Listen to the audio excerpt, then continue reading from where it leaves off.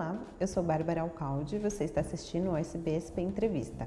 Todas as quartas, a partir das 17 horas, nós trazemos novidades e informações dos nossos projetos e entrevistados.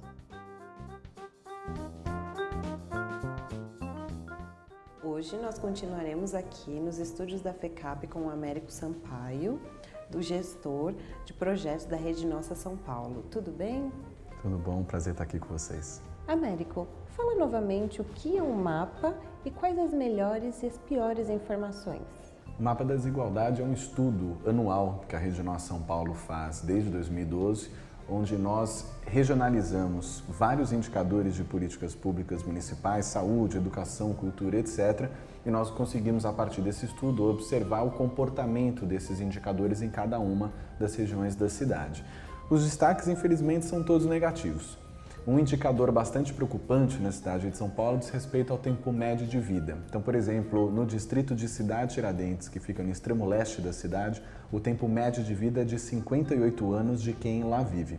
No entanto, no distrito do Jardim Paulista, área nobre da cidade de São Paulo, conhecido como Jardins, nesse distrito o tempo médio de vida é de 81 anos, ou seja, tem uma diferença de 23 anos no tempo médio de vida entre quem vive no extremo da Zona Leste e quem vive nas áreas nobres da cidade.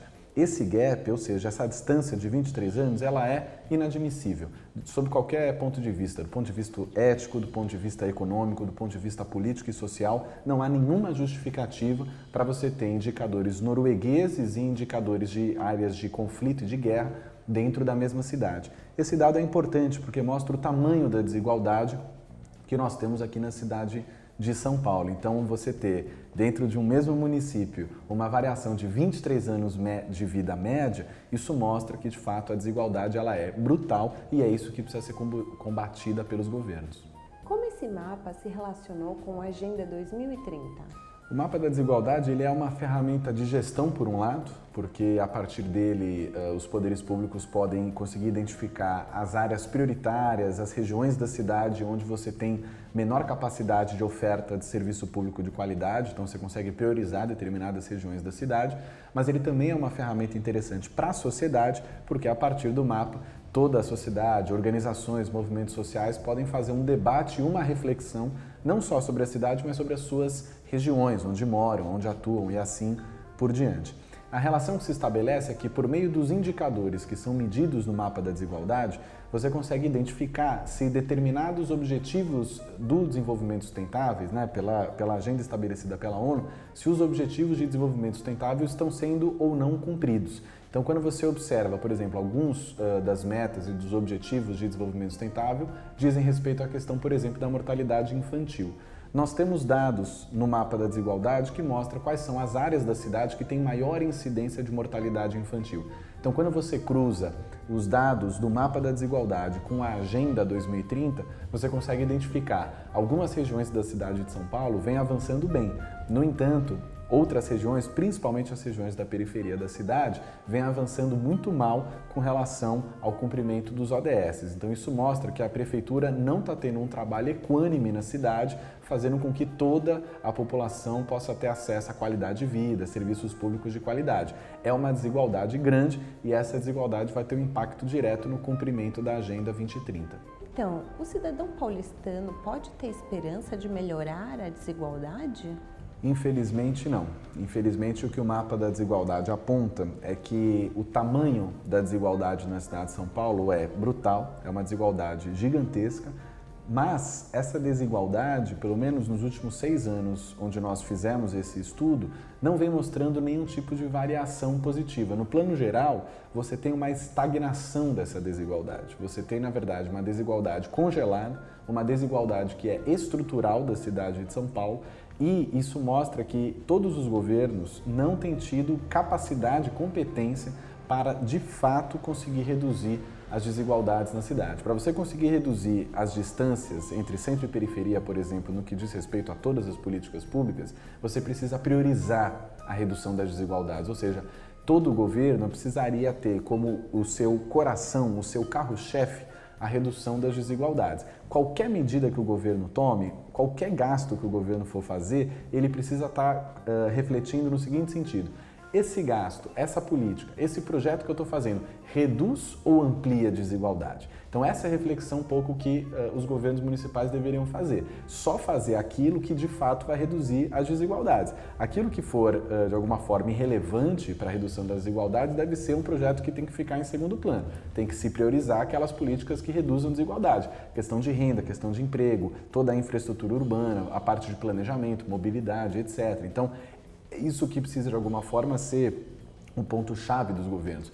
Infelizmente, nós não vemos isso no discurso dos últimos prefeitos, por mais que o discurso até seja um discurso para a redução das desigualdades, a prática desses governos não vem apontando nenhum tipo de programa efetivo e eficaz no combate às desigualdades. Muito pelo contrário, o mapa revela que entra governo, sai governo, as desigualdades continuam no mesmo patamar. Então isso é preocupante, isso deveria indignar a toda a população paulistana e é isso que se espera dos governos, é isso que se espera dos próximos prefeitos, que a gente consiga ter um aparato institucional na Prefeitura de São Paulo que tenha como carro-chefe, que tenha como prioridade a redução das desigualdades. Enquanto isso não acontecer, nós vamos continuar assistindo a esses dados. Uma distância brutal no que diz respeito a áreas nobres e áreas periféricas da cidade e essa distância congelada. Enquanto não tiver um governo que priorize de fato a redução das desigualdades, com programas bastante claros e eficazes para isso, a gente vai assistir a essa realidade. E o cidadão comum que quer fazer parte de uma cidade mais justa, o que ele pode fazer? O cidadão precisa acompanhar, de alguma forma, como que a política está acontecendo, não só na cidade, mas principalmente na sua região. Então, aqui em São Paulo, nós temos bastante colocado, bastante estimulado historicamente a questão dos conselhos e das conferências municipais. Então, são espaços que a própria sociedade tem estimulado bastante a participação. Infelizmente, os governos não vêm dando a mesma importância que a sociedade dá para esses espaços, né? A sociedade olha para os espaços de participação com muito mais importância, com muito mais aprofundamento do que o próprio governo, que é uma pena. Mas os conselhos e as conferências são espaços importantes porque são nesses espaços onde se formula as políticas públicas e onde você consegue acompanhar e fiscalizar. Eu acho que tem um segundo ponto que diz respeito aos espaços de participação mais regionais. Então, todas as unidades de saúde ou mesmo educacionais, de cultura ambientais têm conselhos gestores. Então, você pode fazer parte do conselho gestor da unidade básica de saúde que você usa, ou do parque que você frequenta, ou mesmo da escola, etc. Então, você tem essas instâncias de participação dos equipamentos, que também é muito importante na tua região, você consegue acompanhar. E me parece que tem uma questão bastante importante também para a participação do cidadão, que é a elaboração do orçamento público. Então, todos os anos, a Prefeitura elabora o orçamento para o ano seguinte e envia para a Câmara Municipal para que os vereadores o aprovem.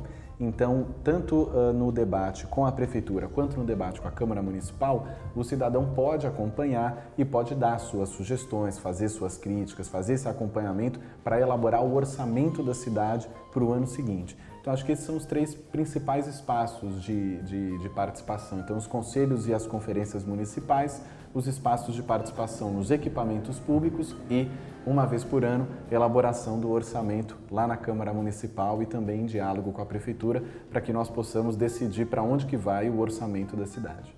Qualquer cidadão pode ajudar o trabalho na Rede Nossa São Paulo? Sim, na Rede Nossa São Paulo, como o próprio nome diz, ela é uma rede que, na verdade, articula organizações, instituições, movimentos sociais, pesquisadores, cidadãos no geral. E toda essa articulação acontece por meio de uma rede, que ela é horizontal, ela é uma rede que tem uma dinâmica própria, e nós temos muitas coalizões e grupos de trabalho temáticos dentro da Rede Nossa São Paulo, onde qualquer pessoa pode participar. Então nós temos grupos de trabalho para debater o tema da educação, para debater o tema da primeira infância, para debater o tema ambiental, e as organizações e as pessoas da cidade que têm interesse em fazer parte desse debate, é só entrar em contato conosco e a partir desse diálogo se insere no grupo de trabalho ou na coalizão da sociedade civil que tiver com relação àquele tema, pode se inserir e a partir daí começar a trabalhar conosco. A rede é aberta, a ideia é que cada vez mais pessoas possam participar. Quem quiser participar ou mesmo acompanhar mais de perto o trabalho da Rede Nossa São Paulo, é só acessar o nosso site, que é nossasaopaulo.org.br, ou o site do programa Cidades Sustentáveis, que é cidadessustentáveis.org.br. Então, por meio desses dois sites e também pelas redes sociais, tanto da Rede Nossa São Paulo quanto do programa Cidades Sustentáveis, vocês podem acompanhar as nossas pesquisas, ter acesso aos nossos dados e também entrar em contato conosco para fazer parte dos nossos grupos de trabalho e para a nossa atuação aqui na cidade de São Paulo. Para concluir, quais os projetos e as expectativas da Rede Nossa São Paulo para 2019? 2019 vai ser um ano bastante importante para a cidade de São Paulo, porque, em termos concretos, vai ser o primeiro ano onde o novo prefeito Bruno Covas, que era vice do então prefeito João Dória, o novo prefeito vai ter maior capacidade de imprimir uma marca mais autoral para o seu governo. Bruno Covas era vice. Ao longo desse ano de 2018, ele se tornou prefeito da cidade, mas por conta das eleições ele teve um papel de cabo eleitoral, tanto do João Dória quanto do candidato à presidência Geraldo Alckmin. Então agora, ano que vem, ele assume a prefeitura com mais liberdade, sem precisar fazer parte das dinâmicas eleitorais e de todo o processo de articulação partidária que um momento como esse obriga.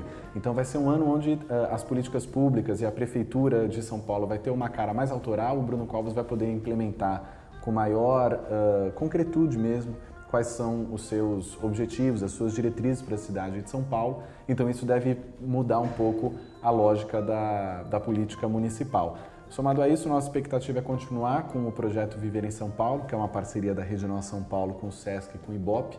Continuamos no ano que vem fazendo pesquisas mensais de percepção para saber a opinião da população sobre as mais variadas políticas públicas e também continuaremos com o nosso trabalho de monitorar os indicadores, como, por exemplo, o mapa da desigualdade.